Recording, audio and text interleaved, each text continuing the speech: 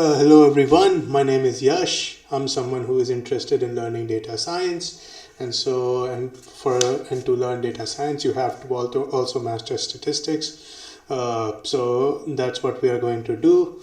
I am someone who's trying to, as the channel name suggests, debug my life.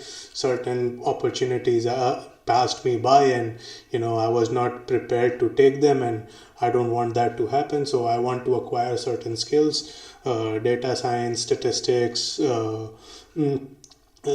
are skills that I want to learn, so that's what I'm going to do. I've already enrolled in a Udemy course that teaches statistics and Python at the same time. So that's what we are going to do through these videos. I've challenged myself to master descriptive statistics within the span of 3 days. So let's see how much we are going to achieve it. Let's go.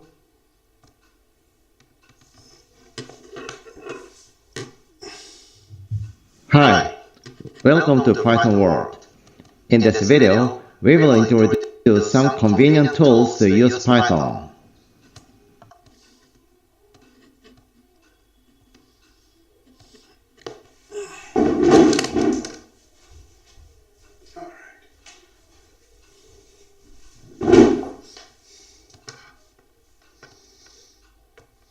Welcome to Section 2, Descriptive Statistics. Descriptive statistics is the process of summarizing the data by various metrics. In data analysis, we often use tabular dataset, which is a well-organized form of a dataset. However, it is not easy for us to get a whole picture and notable characteristics from such forms of data. Also, by using knowledge of descriptive statistics, we can understand and explain the data effectively. Specifically, we can use various metrics that are very useful to capture the whole picture of the data and relative positions of a particular data point. Conceptually, descriptive statistics and data visualization are different. While descriptive statistics summarizes data with numeric metrics, data visualization summarizes data in more ambiguous but intuitively understandable ways. They are closely related. We can understand and display data in more effective ways by combining them rather than using only one of them. Also, this section covers data visualization also. This section contains the following topics. Central tendency is a central value of a dataset, and it is a representative value of the dataset. The average is one of them, but it is just one of them. Other than average, there are various types of center values. We need to use appropriate types of center values depending on data characteristics. Variability measures represent how much dispersed a dataset is. Variability is important because even if the two countries' average income is the same, income equality can be widely different between the two countries. It can be bipolar and it can be the most of the cases around the center. While variability relates to the whole dataset, relative position relates to each case, each data point. It represents how high or low a data point is relative to other data points in the dataset. The final part of this section is data visualization. Visualization is an effective way to understand data intuitively. And by visualizing data, we can explain the results of our analysis clearly. In this part, you can learn various ways of visualizing data and how to do it in Python. I believe this part is a useful reference for basic visualization. Now, let's begin by looking at the basic methods to display data.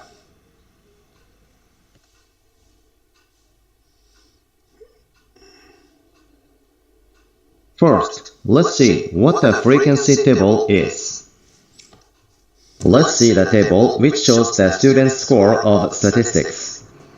This data contains data of 50 students, so we can say that this data has 50. What is frequency table.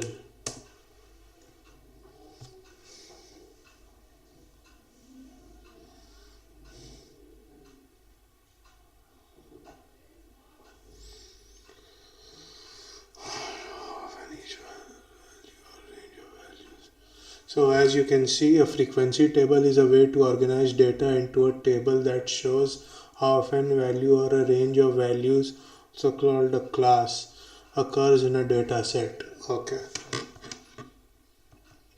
Components of a value or classes, frequency. Okay, so what happen? Which particular value repeats itself in a set of data, right? So that would be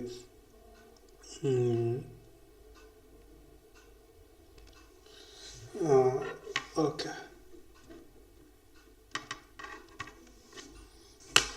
50 observations. Because of the space constraint, this form of table cannot display So as all. we can see, the student ID score, and all these people and what they scored. Now we can make a table about on average how many people scored this much, how many people scored this much. All of the students and their scores.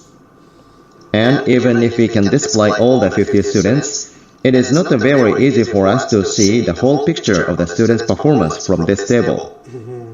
So, we need some more efficient way of summarizing and displaying data. One way to do it is by using a frequency table. A frequency table is a table which divides the data into some classes by a certain width of the variable values and displays the number of observations for each class. This number is called frequency. Frequency represents the number of observations included in each class. So, in this example, the frequency of the class with a score of 40 to 60 is 17. A class represents intervals with which frequencies are counted. Here, a class is an interval which divides the score by every 20 points. The first class contains students whose score is greater or equal to 0 and lower than 20. Similarly, the second class contains students whose score is higher or equal to 20 and lower than 40. A frequency table usually arranges the classes by ascending order, with corresponding frequencies of observation. Class value is the representative value of each class, and it is the center value of each class. We can get it by subtracting the lower limit from the upper limit and dividing the difference by 2. So, we can get a class value of 40 to 60 class, but 60 minus 40 divided by 2, so it is 50.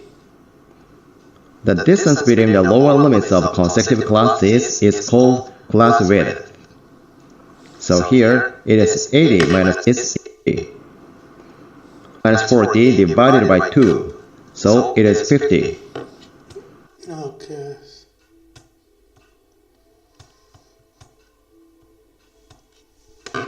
What is the purpose of class value?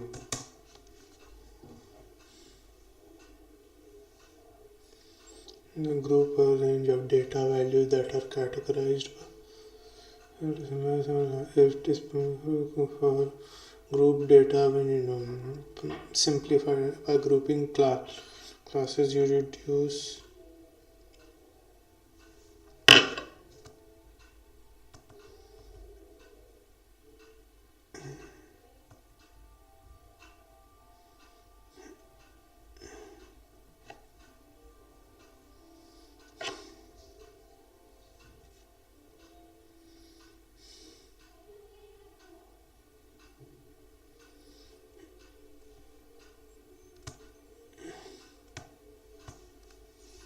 isn't class value derived by upper limit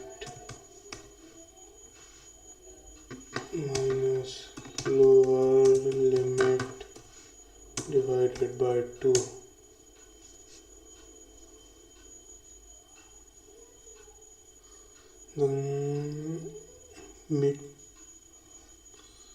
Then this is coming of a group. It represents the center of a curve and is used as a symbol for the entire. Helps okay.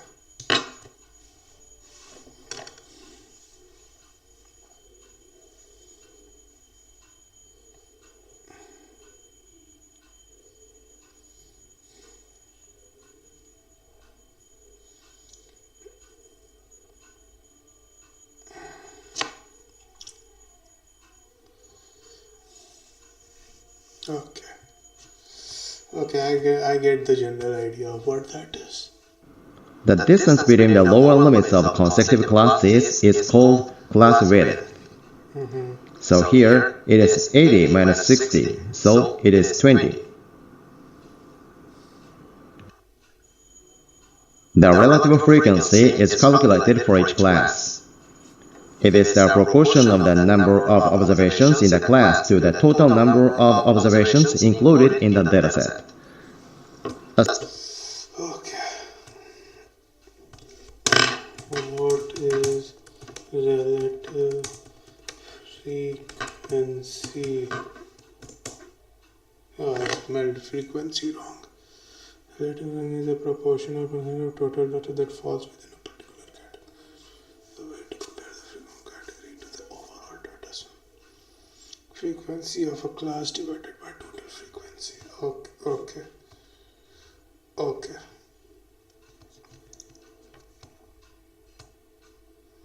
So 10 divided by 4.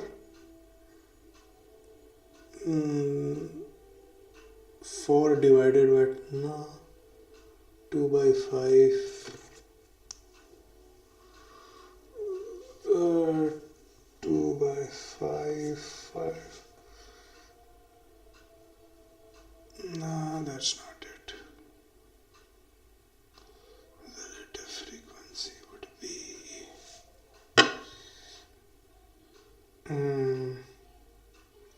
frequency of a class divided by total frequency. So that would be 4 divided by 4, 4, 8, 12, 12, 12, 24, 26, 26, 26, 33 plus 17, that would be 50. So 50, so point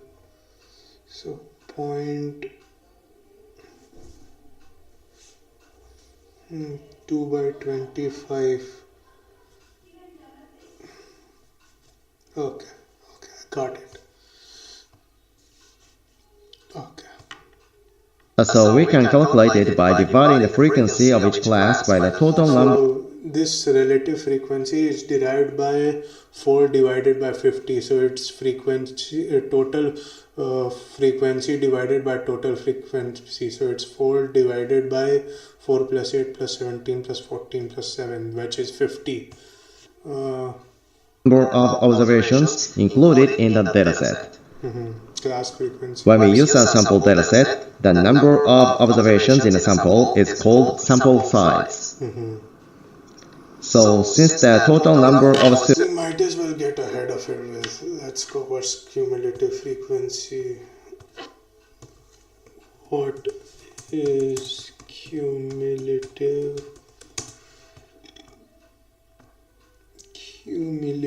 relative frequency?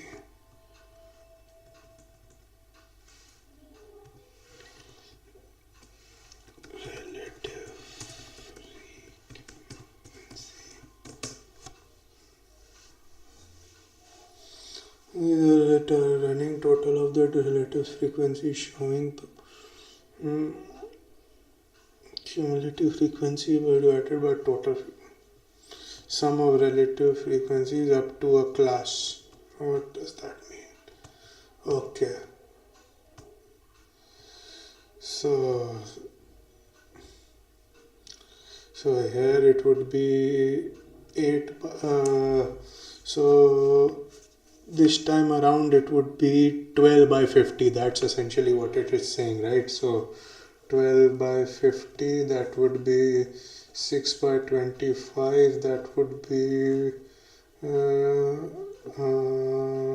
okay, yeah. It's just you add the frequency up to this point and then divide it by total, by sample size. That's really what cumulative Students is 50. frequency The is. relative frequency of this class is calculated by dividing 17 by 50. So it is 0.34. The cumulative relative frequency is the sum of the relative frequencies of that class and all previous classes.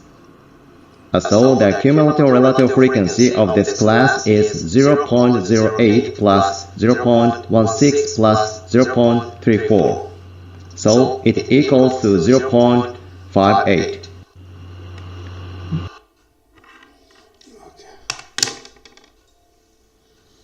In this lecture, we create a frequency table by using the student data we used in the previous lecture. We will do it by Python. To create a frequency table from a data frame, we use pandas and NumPy. Okay, so let's do that first.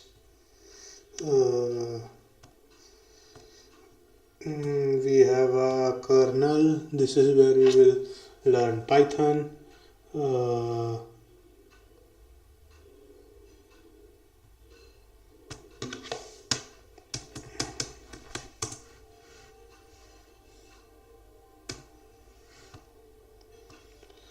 Pandas SPD.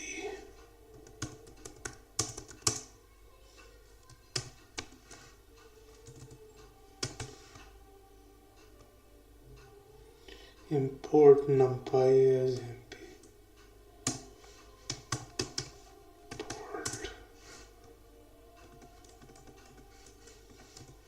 Import NumPy.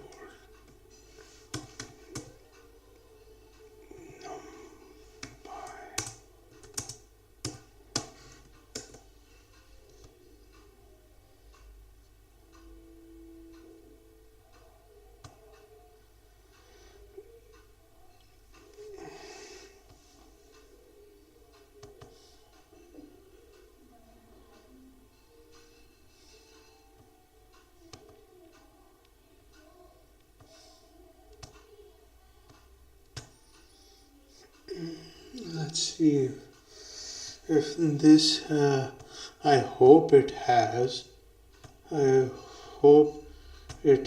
that CSV file. Yeah,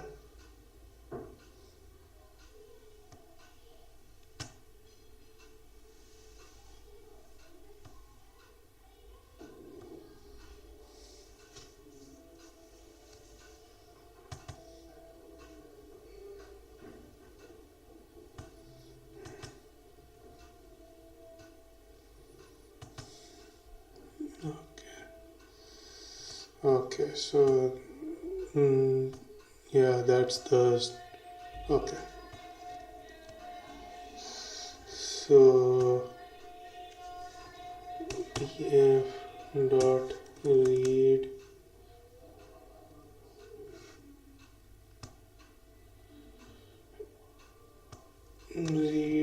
CSV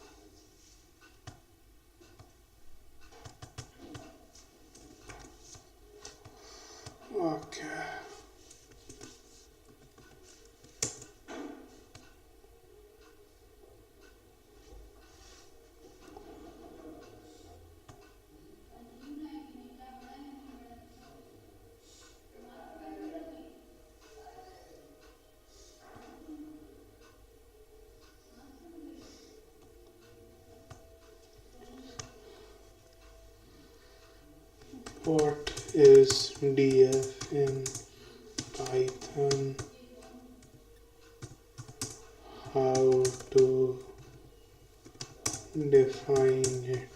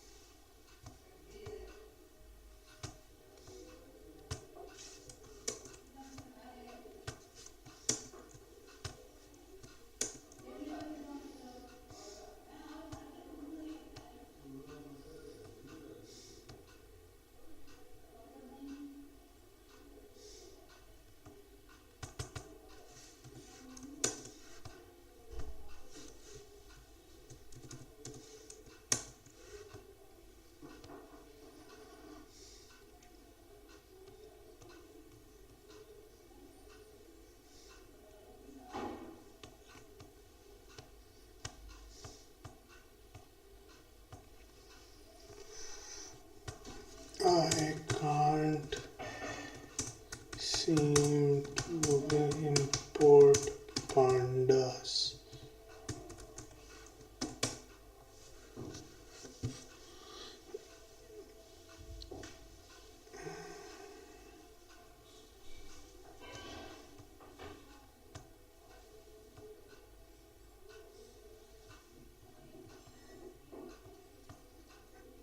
Okay.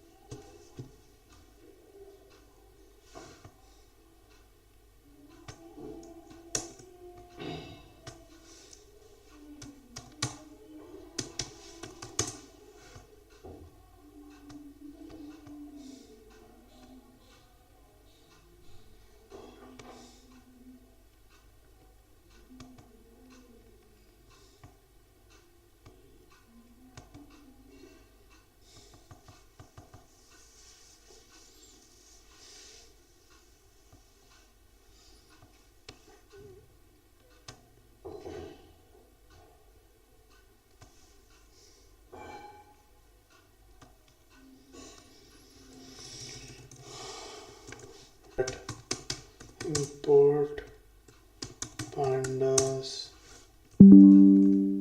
as pd. Import numpy as np. Okay, we did that too. Now df dot read, it's read, right? df dot pd dot is equal to, okay, df data frame is equal to pd dot read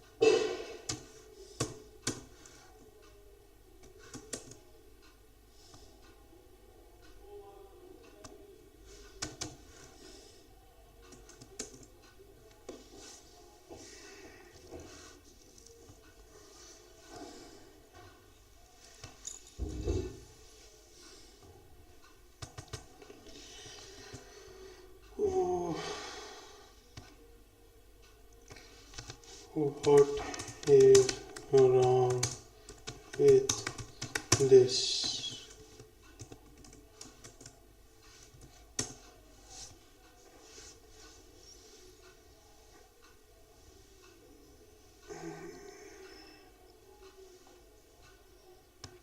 Okay, so let's do that.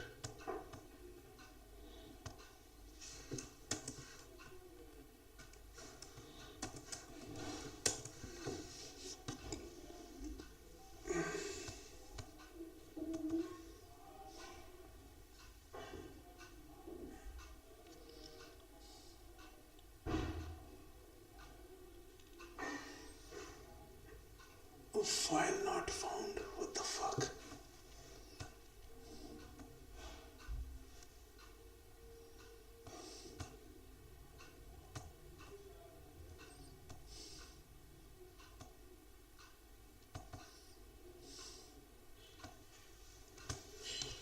I am getting the file not.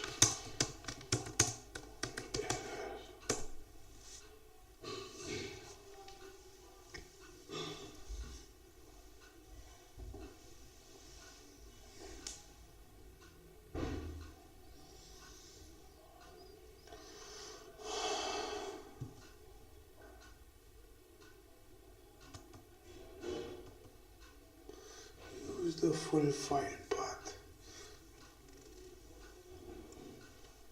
Okay, let's do that.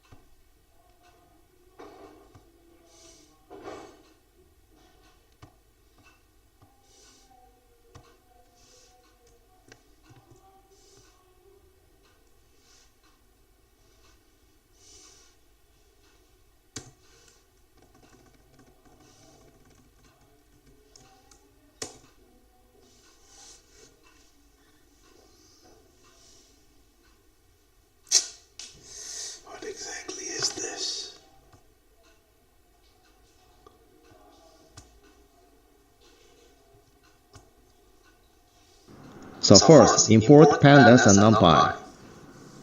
Following the convention, import pandas as PD and numpy as NP respectively. The next, load a dataset by using pandas read underbar CSV. Make sure that enclose the file name in a quotation or double quotation mark, and don't forget .csv. By doing this, we can load a dataset as a data frame named